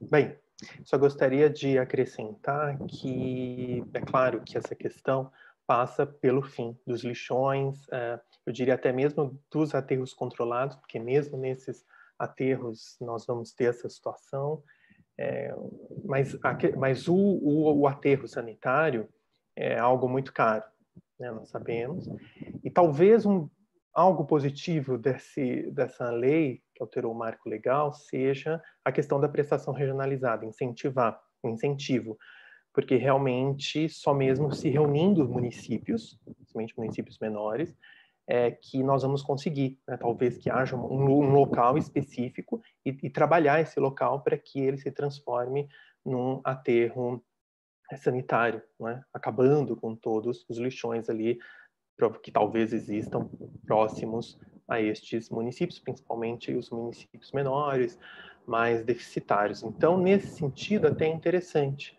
essa questão da regionalização. Na verdade, por exemplo, consórcios, por volta de 30%, não é, de municípios que se consorciaram, e a grande maioria justamente em relação a essa questão, eles existem para essa questão dos resíduos sólidos, porque fica muito mais fácil você unir vários municípios para tratarem essa questão do lixo, do aterro.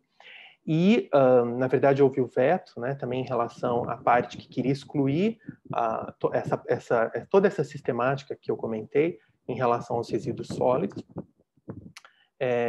Isso eu vejo como algo positivo, porque realmente, dentro dessa questão da regionalização, e talvez não sou mais muito favorável em relação à prestação privada, tenho minhas críticas. No começo até era, mas depois eu comecei a me aprofundar nos estudos, agora eu já tenho uma visão mais crítica, até recomendo a leitura do relatório do professor Léo Heller, que era um relator especial da água e saneamento da ONU, inclusive está no site do Ondas, que é uma ONG, né, que trata justamente do saneamento, da água. lá esse relatório traduzido. E depois que a gente lê esse relatório, realmente é difícil, né? A gente ter uma visão tão otimista em relação à prestação privada. Mas, de qualquer forma, se nós tivermos uma regulação forte, né, talvez com essa questão de se ampliar o setor, pelo menos para uma participação maior de mais atores, talvez possa haver um interesse maior, não é, para que realmente seja prestado esse serviço, né, para que realmente se consiga a construção desses aterros sanitários. Inclusive, também agora já há a previsão da cobrança, que é possível instituir, inclusive eles têm que instituir em 1 ano, essa cobrança, essa taxa em relação aos resíduos sólidos, que eu vejo como algo... Eu sei que quando a gente fala de taxa, de imposto, todo mundo olha e fica meio assim, mas é algo que é necessário, né? É um serviço que não é barato, nós sabemos que precisa ser feito, e quem vai pagar por isso, né? É preciso que todos contribuam de alguma forma também. Claro, isso tem que ser discutido o valor, né? Tem que ser uma tarifa módica, mas, de certa forma, isso acaba alavancando, não é? Essa questão, esse serviço, que realmente nós só vamos conseguir solucionar a partir do momento que nós conseguirmos estruturar esses aterros sanitários, acabarmos de vez com estes lixões. Nós sabemos que isso não vai ser da noite para o dia, né? Tá essa previsão lá até 2024, e eu acredito que ainda se estenda um pouco mais esse prazo. Vamos aguardar a cena dos próximos capítulos. Muito obrigada aos dois. Temos 2 perguntas e mais ou menos 20 minutos para responder as duas para o fechamento, tudo bem? A primeira pergunta é: a relação entre o crescimento do PIB e o saneamento básico?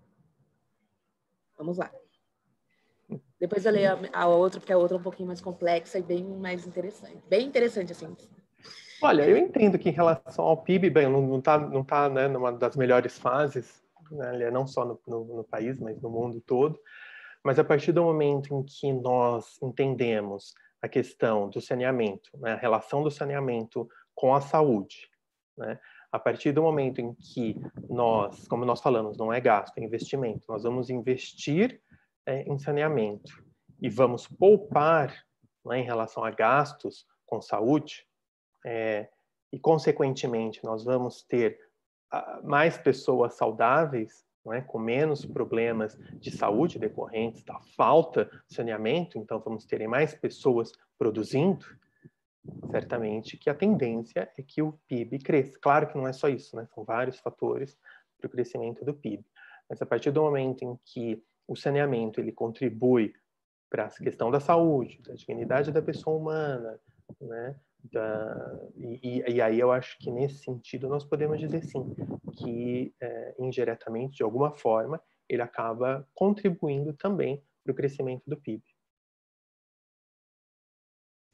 Doutor Tiago, quer fazer algum comentário?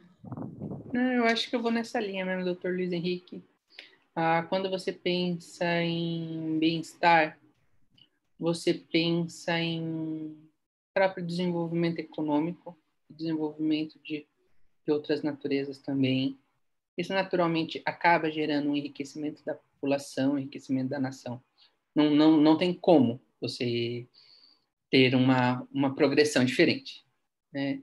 A gente olha, por exemplo, eu vou dar lógico que não é o exemplo da água, mas quando a gente pensa no exemplo bobo, que é a calçada. Uma calçada caminhável, ela estimula você a andar por ela. Ao invés de você andar numa calçada toda degradada, ou então quando tem aquele murão de ponta a ponta, onde você se sente inseguro. No lugar, portanto, que a calçada ela é caminhável, ela te convida a passear, as pessoas colocam lojas, colocam cafés, colocam algo voltado para a calçada. Gera renda naquele lugar. É a mesma coisa, quando você está num lugar embelezado, quando você está num lugar, então, agradável, você gera a economia daquele lugar. Ninguém quer ficar, e ninguém fica, literalmente, passeando na orla do Rio Tietê. Primeiro porque nem tem, às vezes, um parque direito ali, certo, em algumas pontas. Ninguém quer ficar em contato, por exemplo, com o esgoto. Não existe isso. Isso desvaloriza o imóvel. Logo, os valores de locação são menores. Corrigiu aquele problema, a área acaba se valorizando. Os aluguéis sobem, o preço do serviço sobe, o preço de oferta e produtos também sobe. E daí a gente às vezes até gera um problema que a gente chama, dentro do aspecto da arquitetura, de gentrificação, que daí é a expulsão de pessoas em razão do poderio econômico. Quando há uma supervalorização em determinada área, a ponto de se tornar caro de ficar ali, e aquela pessoa procura um outro lugar com condições mais favoráveis ao seu estabelecimento. Isso acontece. Acontece às vezes com região central. A região vai passando por reformas urbanísticas, ela vai se valorizando e por aí vai. Então, eu acredito sim, que a melhora na qualidade de vida em razão do saneamento, ela influencia diretamente na nossa produção. Se também a gente pensar, às vezes, a produção não só em enriquecimento, mas também em redução da perda, você perde menos pessoas, né, no caso, por doenças, ou então afastamento por outros motivos. Você pensar em produção, às vezes, quando tem uma inundação, porque o sistema está falho, às vezes aquela localidade perde tudo, sabe? E daí você tem um prejuízo grande. Como que você pensa em crescimento em meio a tanto prejuízo assim? E às vezes você não consegue resolver aquele problema específico da inundação. Você não consegue criar um piscinão local ali ou fazer uma infraestrutura que dê vazão à água no momento de cheia. Então, você tem perdas que às vezes são recorrentes. Naquela foto que eu mostrei logo no início da minha fala, que era do rio Tamanduateí, qual que era o problema do rio? Ele era, por ser um rio de várzea, um rio de planície, sinuoso. Então, o que significa? O rio sinuoso, ele tem uma vazão muito lenta. Ele demora para passar. Era natural, portanto, então, que em época de chuva, ele inundasse toda a planície. E as pessoas sentiam, falavam, poxa, mas aqui, como que eu faço? Fica essa campina verde o ano inteiro e em 3 meses do ano ela inunda. Não faz sentido para mim. Esse foi um dos motivos também pela canalização, para que eu pudesse utilizar aquela faixa. Mas ninguém briga com a natureza. Quando você pega fotos daquela época, você vê muitas inundações, casas assim pela metade, afogadas, com todo mundo perdendo tudo. E você perde, às vezes, criação, você perde mobília. Às vezes, se você tem um comércio local, como que você faz? Você perde todos os seus produtos que ali estavam. Porque nem todo mundo vai ter um atacadista no lugar. Tem gente que tem um comércio local, pequenininho, uma coisa porta de garagem, às vezes, um barzinho, uma mercearia, e aquele negócio se perde. Então, você tem um prejuízo econômico que eu acho que é considerado no PIB, esse ganho que não existiu. Então, posso estar falando outra vez alguma coisa fora da minha área, essa parte é bem econômica, inclusive, mas eu tenho essa impressão. Muito obrigada. Bom, a última pergunta da noite, para encerrarmos, é bem atual, extremamente atual, é sobre hoje, com relação a toda a movimentação que tivemos hoje na internet, com relação ao decreto que possibilizava a privatização do SUS. Então, com isso, como que o Marco Legal do Saneamento dialoga com com essa situação da possibilidade do SUS ser privatizado ou não?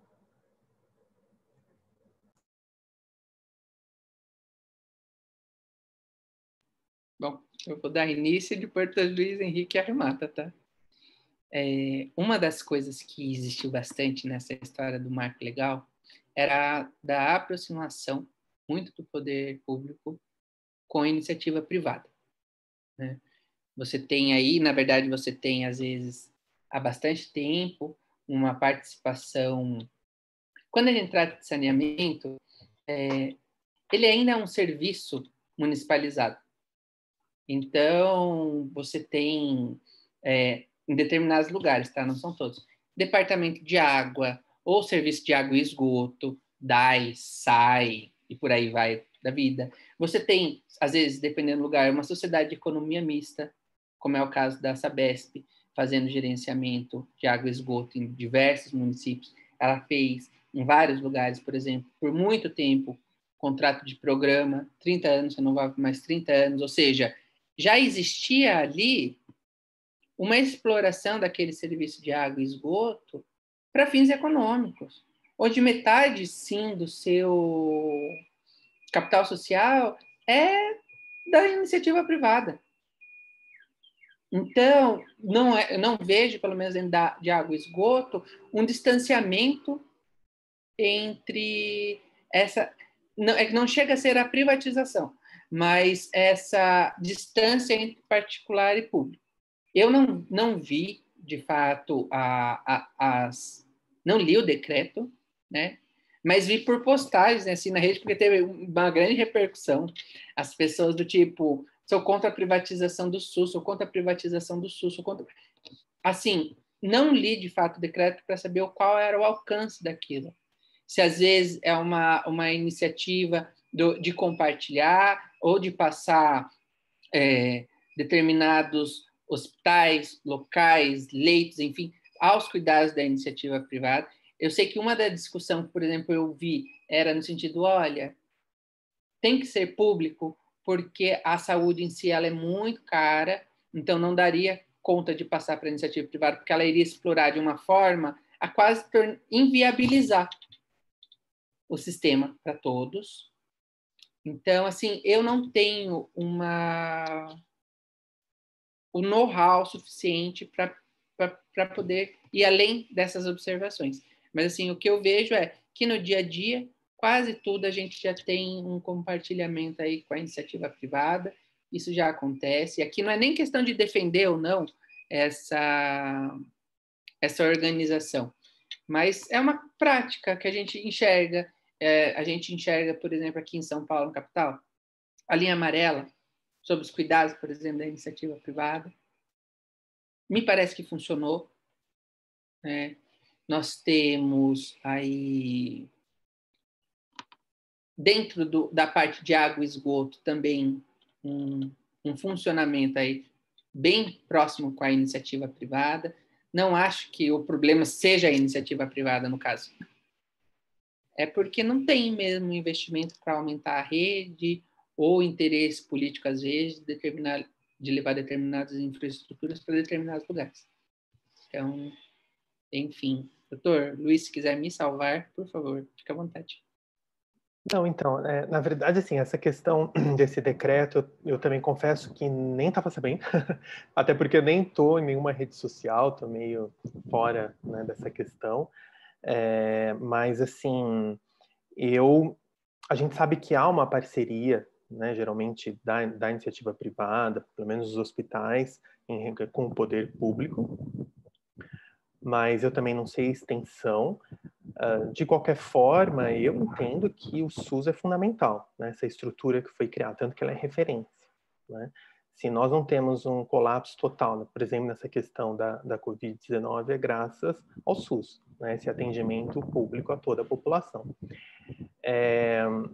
Eu acho, assim, de certa forma, principalmente agora com a questão do saneamento, não vamos interditar a participação privada, mas é importante, nesse sentido, que haja pelo menos uma forte regulação. Isso é importante e o meu receio é que a regulação ainda não está fortalecida, até porque o próprio papel da ANA, por exemplo, a Agência Nacional de Água e Saneamento, é muito recente, né? Ela ainda vai instituir as diretrizes até 2022, então cerca de 1.500 municípios, eles ainda nem têm uma agência reguladora, imagina, nem ainda instituíram uma agência reguladora, então como que nós vamos conseguir ter uma boa prestação pela iniciativa privada se nós não temos uma forte agência reguladora? Porque qual que é o problema? da questão da iniciativa privada, como o Léo Heller coloca no seu relatório. Nós sabemos que a iniciativa privada ela busca o lucro. Isso até não há um problema. Isso não é errado, né? Faz parte da iniciativa, da atividade da iniciativa privada. O grande problema é que as empresas elas vão buscar maximizar seus lucros. Elas querem ganhar cada vez mais. E como que elas vão conseguir isso? Reduzindo os seus custos. Então, nós não acabamos de falar no atendimento aí de situações de áreas de risco, ou áreas difíceis, de difícil acesso, ou, por exemplo, na zona rural, ou municípios pequenos, deficitários. Será que uma empresa particular, privada, ela vai ter interesse? Claro que não, né? Porque ela não vai ganhar com isso, né? Então, e aí é que está o grande problema, né? Porque não só ela vai querer reduzir, né, os seus custos, como ela quer aumentar a sua receita. E aí qual que é o problema? Ela acaba, como são empresas que muitas vezes já estão no setor, são empresas fortes, que já atuam há um tempo, que elas têm muito know-how, elas acabam tendo muito poder de influência em relação às agências reguladoras e acabam pressionando para que se aumente, por exemplo, a tarifa. E aí, para que ela possa aumentar a sua receita, né? Então, aí que está o perigo, o problema da questão da iniciativa privada. E é por isso que nós precisaríamos de uma forte agência reguladora, regulação, o que não existe. Então, agora, imagina nós ampliarmos isso ainda para a questão da saúde. Eu não sei se é nesses termos, mas eu acho que quem vai sair perdendo é a população mais pobre, a população mais vulnerável, que mais precisa e que vai deixar de ser atendida. E aí nós precisamos da atuação do poder público, né? Uma atuação forte para que, sobretudo, essa população mais vulnerável não fique desassistida, né? E porque nós sabemos que certamente não é esse o objetivo, o intuito da empresa privada. Ela quer o lucro, o interesse dela é o lucro. Então, quem tem que buscar essa questão, por exemplo, igual a ideia do SUS, do atendimento a todos, é o poder público, né? E por isso, não sei a extensão, mas se for algo que realmente vise a realmente passar tudo para a iniciativa privada, eu não vejo com bons olhos. Espero que não seja isso que aconteça. Eu acabei de... Gente, fui dar uma googada, tá? Para ver aqui se o que dá para eu acrescentar. Bom, primeiro de tudo, apareceu no G1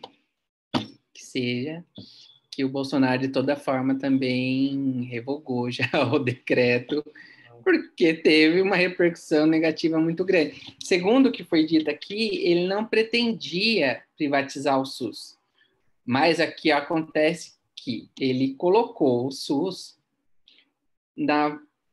incluir, ó, quer ver?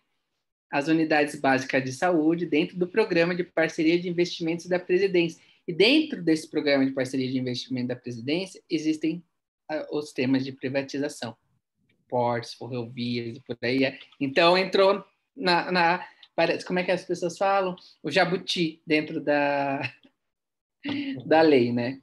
Só que, assim, de fato, eu acho que pelo menos dentro do aspecto de saúde, a proposta de ser público, gratuito, tem que seguir mesmo. Eu acho que, assim, a gente já está se tornando um estado bem minimalista. Acho que a gente já tem pouco, né? E é um pouco tão sucateado que quase força a gente nem procurar mais o pouco, né? Eu acho que, então, brigar, às vezes, para manter o mínimo, né, em pontos estratégicos, como a saúde, questão de educação, é algo que sempre vale. Às vezes é melhor ter uma escola pública, infelizmente, capenga, do que não ter uma escola pública.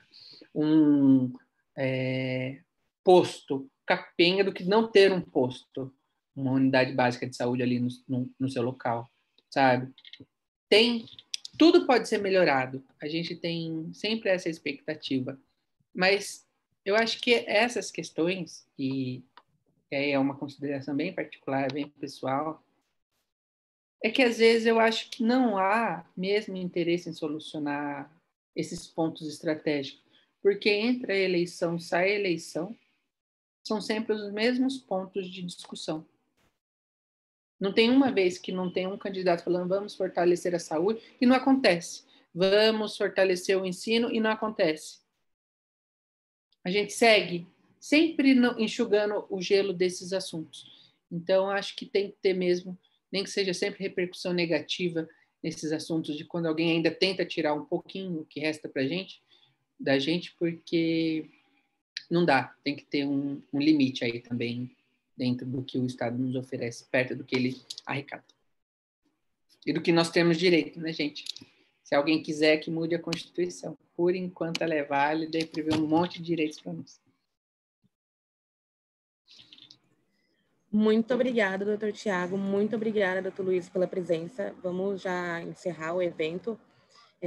Nós estamos no teto. Queria muito agradecer os dois por terem aceito o convite para falar sobre esse tema. Eu não vi particularmente outros eventos falando sobre saneamento básico e infância.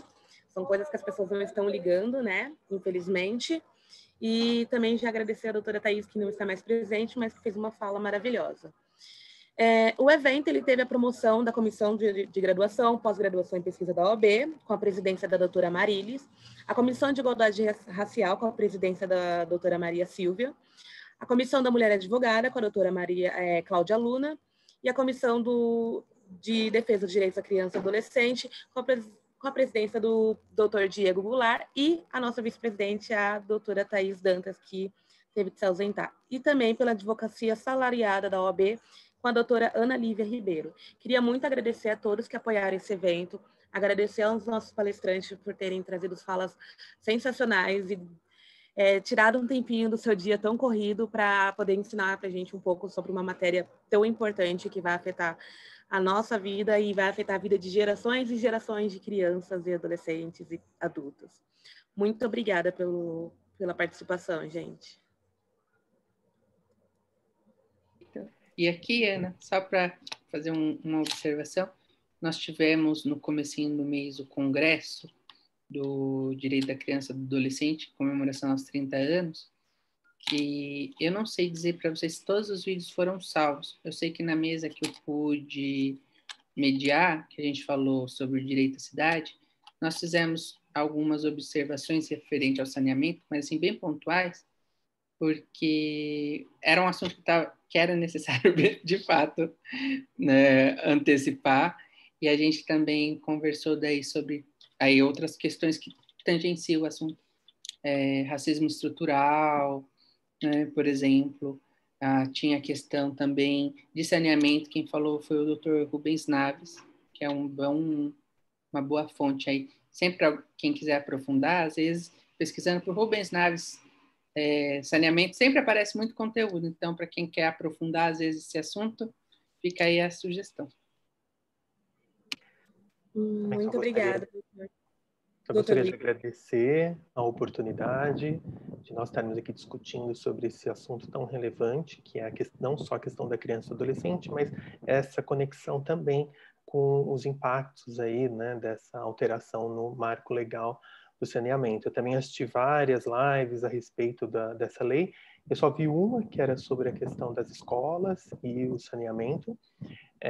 Então, realmente é muito importante, não é, nós abrirmos esses espaços de discussão, estas reflexões, porque, como o Dr. Tiago falou, infelizmente, muitas vezes os políticos nada fazem, sobretudo nessa questão do saneamento, como as pessoas costumam dizer, né? Já que não se vê as obras, né? Por exemplo, esgotamento sanitário, sistema de abastecimento de água, que eles acabam não fazendo, eles gostam de fazer aquilo que as pessoas veem, né? Mas eu acho que isso também está mudando, né, essa realidade, sobretudo diante dessa nova lei, diante da realidade que nós estamos vivenciando, né, da importância do saneamento, e que realmente nós possamos continuar, né, essas discussões, que possamos ficar, então, de olho no que está acontecendo, nessas concessões que estão sendo realizadas, nesse novo panorama que se desenha aí para o saneamento, na atuação da ANA, que toda a sociedade realmente possa acompanhar, que nós possamos continuar refletindo, até porque ainda tem muito a ser feito, né? Há os decretos ainda que precisam ser editados, o próprio decreto, né, atualizando a regulamentação da lei, há um decreto que estava previsto para sair, deve estar para sair, que era para sair em 90 dias, sobre a questão da capacidade econômico-financeira das concessionárias. Então, nós ainda precisamos estar atentos a respeito desse tema e que ele também possa, né, assim como a questão da infância e da juventude, que ele possa continuar sempre sendo discutido, porque nós percebemos que tudo está relacionado, né? Saneamento, a prioridade é a criança e adolescente, a própria questão que foi falada aí do PIB, da economia, educação, saúde, tudo isso desemboca em quê? Na questão da dignidade da pessoa humana, né, que é o mais importante, né, de nós termos realmente cidadãos, cidadãs que realmente possam desempenhar aí os seus direitos, que possam ter uma vida digna. Então, muito obrigado a todos por essa oportunidade. Boa noite. Muito obrigada aos dois, muito obrigada a todos que participaram. Tenham uma boa noite e agora eu dou por encerrado esse evento. Tchau, tchau. Obrigado, gente. Tchau.